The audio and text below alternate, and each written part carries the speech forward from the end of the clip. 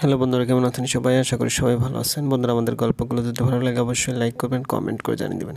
আজকে গল্প প্রেম প্রদীপ পর্ব 32। রাইটার আয়শানুর ছদ্মনাম। লেবু কাটতে গিয়ে হাতের অনামিকা আঙুল কেটে যায় আয়নার। সে সামান্য জোরে বলে উঠেই বাম হাত দিয়ে ডান হাতের কাটা আঙুলটা চেপে ধরায়।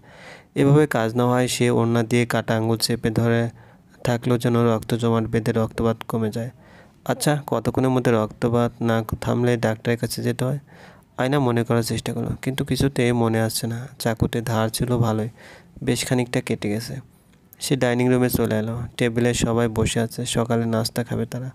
রক্তপাত বন্ধ হয়েছে জন্য আয়না বেসিনে কল ছেড়ে কাটা জায়গাটা ধুয়ে নেয়। পানি পড়ার সঙ্গে সঙ্গে জায়গাটা ঝনঝন করে জ্বালা করতে লাগলো। তবুও সে ঠিকমতো পরিষ্কার করে নিল। তারপর খেতে বসলো। আজকে সে মায়ের পাশে বসেছে। বসার পর দেখলো সকালে নাস্তায় আজকে সাদা ভাত, আলু ভর্তা আর ডিম ভাজি।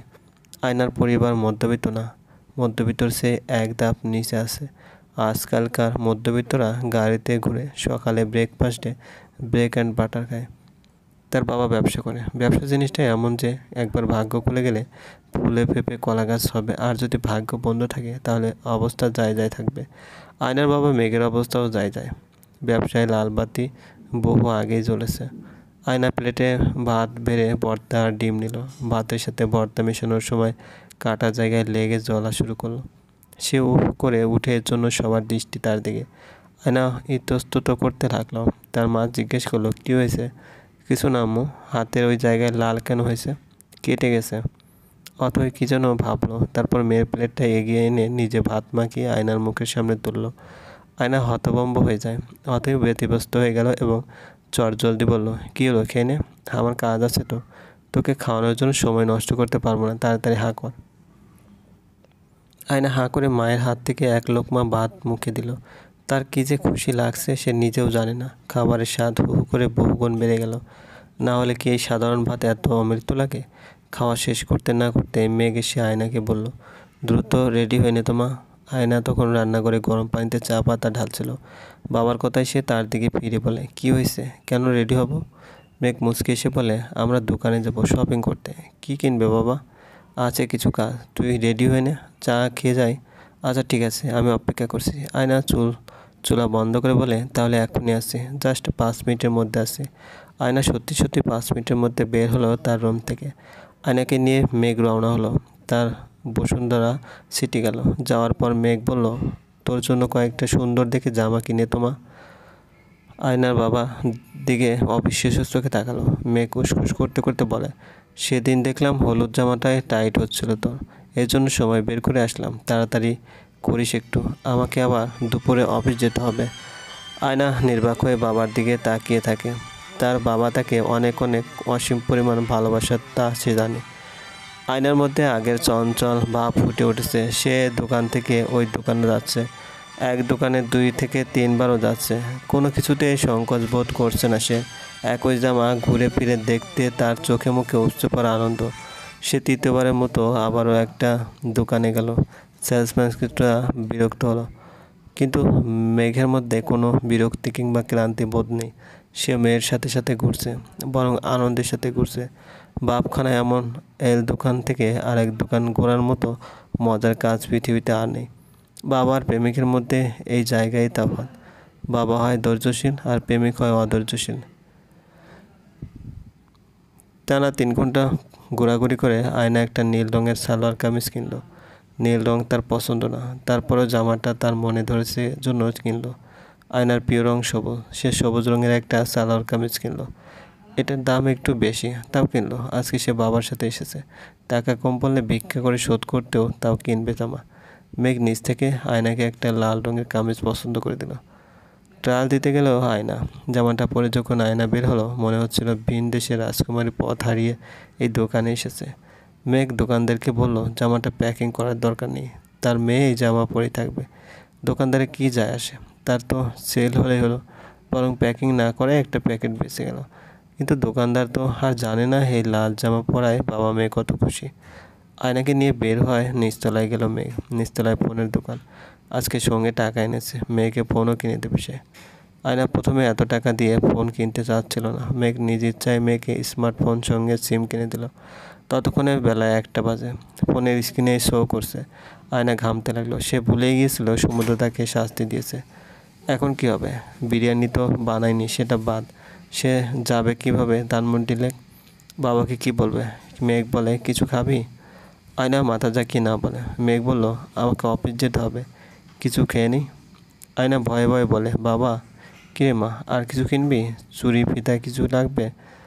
আমি আমার এক ফ্রেন্ডের সাথে দেখা করতে যাই। মেঘ অবাক হয়ে গেল। মেয়ে কি বলল? কই যাবে? ফ্রেন্ডের সাথে দেখা করতে যাওয়াটা ভালো লক্ষণ।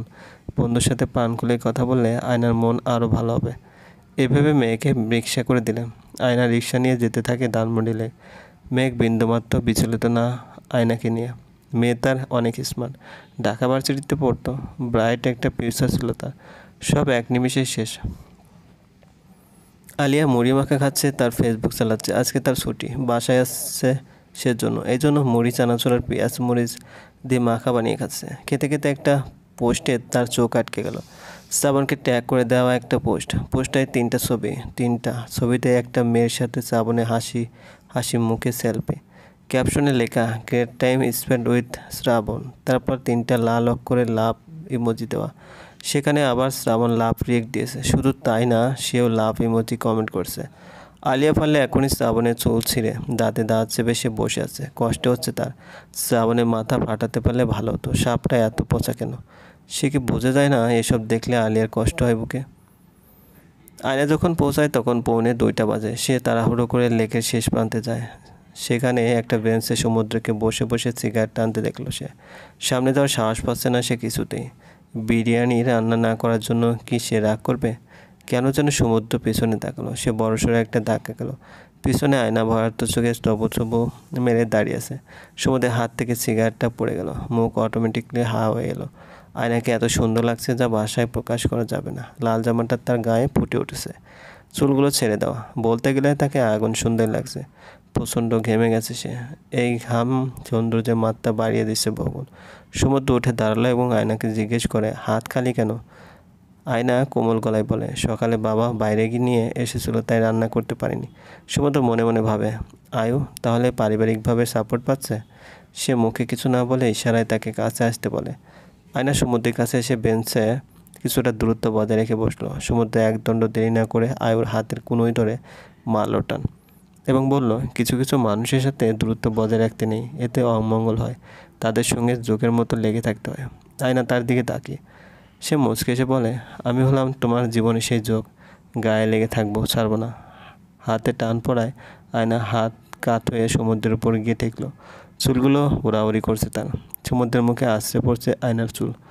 সমুদ্র টিটকারি মেরে বলে, আশায় ছিল বিরিয়ানি খাবো, অথচ দেখো তোমার চুল খেতে ইচ্ছে। হায় আফসোস, সরি। কী জন্য? শাস্তি পূরণ করতে পারিনি, প্যারা নাই, শাস্তি ডাবল হবে নেক্সট টাইম। সমুদ্র আয়ের কোমর চেপে ধরে সামনে তাকে বলে, ওই যে লেক দেখতে পাচ্ছ? আয়না উঠফুস করে বলে, হ্যাঁ। লেকের পানি স্বচ্ছ না? আমাদের মনটা কিছুটা এই স্বচ্ছ পানির মতন পরিষ্কার। আমাদের মন পবিত্র থাকলে আমরা পবিত্র। এবার ওই ডাস্টবিনের দিকে তাকাও। আয়না তাকালো ডাস্টবিনের দিকে। ডাস্টবিনে ময়লার স্তূপ জোড়া হয়ে আছে। সমুদ্র তার কানের কাছে ফিসফিস করে বলে, যাদের মন কুৎসিত তারা ওই ডাস্টবিনের মতো নোংরা। আয়না সমুদ্রের দিকে ফিরে তাকালো। এতে দুজনে অনেকটা কাছাকাছি চলে এসে আয়না কাপা গলায় বলে, ওই ময়লা ডাস্টবিন থেকে যখন কেউ পরিষ্কার পানিতে ময়লা ছুঁড়ে মারে তখন পানিও আর পবিত্র থাকে না, কালো স্পর্শে অপবিত্র হয়ে যায়। সমুদ্র এক ধ্যানে আয়ুর কথা শুনলো। তারপর তার হাত চেপে ধরে বলে, পানি ফিল্টার করে পরিষ্কার করার অনেক পদ্ধতি আছে। একটা পদ্ধতি ব্যবহার করে পানিকে কি আবারও পরিষ্কার করা যায় না আয়ু? আয়না সমুদ্রের চোখে চোখ রাখলো। তারপর কাপা গলায় বলে, সব কিছু কি এত সহজে সমুদ্র? অবশ্যই সহজ। এবারে আয়না সমুদ্রের হাত ধরে মৃদু বেতাল সুরে বলে, আমি তোমার সাথে থাকতে চাই আজীবন। তো থাকো, দূরে তো সরাচ্ছি না। আয়না কেঁদে দিল। সমুদ্র তাকে দুপাশে থেকে আঁকড়ে ধরে তার ভেজা চোখে নিজের ঠোঁটের পরশ দিয়ে বলে, অশ্রুমালা বর্ষণের মাধ্যমে কিন্তু মন নামক বস্তু পবিত্র হয়। আয়না সমুদ্রকে শক্ত করে চেপে ধরে শব্দ করে কেঁদে দেয়। সমুদ্র তাকে জোরে চেপে ধরে বলে, কাঁদিও না, কাঁদিও না। মানুষজন ভাববে আমি ছেলে ধরা, তোমাকে কিডন্যাপ করে নিয়ে যাচ্ছে। আয়না ফিক করে হেসে দিল। ইস, মেয়েটা হাসলো কি মায়াবী লাগে। সমুদ্র যদি এই বিশ্বজগতের রাজা হতো, তবে আদিজিত জগতের সব মা বোনেরা যেন দিনের এক ভাগে প্রাণ খুলে হাসে, না হাসলেই শাস্তি। সমুদ্র সবে বাসায় আসলো। বাসার পরিবেশ তার ভালো লাগছে না। সবাই থমথমে হয়ে বসে আছে। ড্রয়িং রুমের টেবিলে মেডিকেল রিপোর্ট রাখা, পাশেই মা বাবা বসে আছে। সে কোনো কথা না বলে রিপোর্ট হাতে নিয়ে পড়া শুরু করে। কিছুক্ষণ পর সরাসরি বাবার দিকে তাকালো সে। আবেগ তার দিকে চেয়ে আছে। সমুদ্র থ হয়ে যায়, চোখ মুখের রং পাল্টে গেল তার, চেহারা কালো, মেঘ জমা হলো তার। হুট করে সে রিপোর্ট ফেলে দিয়ে বাবার পাশে গিয়ে ধপ করে বসে পড়ে। এক মুহূর্তের মধ্যে তার চেহারা বেদনা ভাব ফুটে উঠেছে। আবেগ তার কাঁধে হাত রাখতেই সমুদ্র বাচ্চাদের মতো হাওয়া করে কেঁদে দিল। আবেগের বুক ধক করে ওঠে, তার ছেলে কাঁদছে। চলবে, গল্পটি ভালো লাগলে অবশ্যই লাইক করবেন, কমেন্ট করে জানিয়ে দেবেন। আর চ্যানেলে যদি নতুন হয়ে থাকেন অবশ্যই সাবস্ক্রাইব করে পাশে থাকা বেল আইকনটি প্রেস করে রাখুন। ধন্যবাদ, ভালো থাকবেন।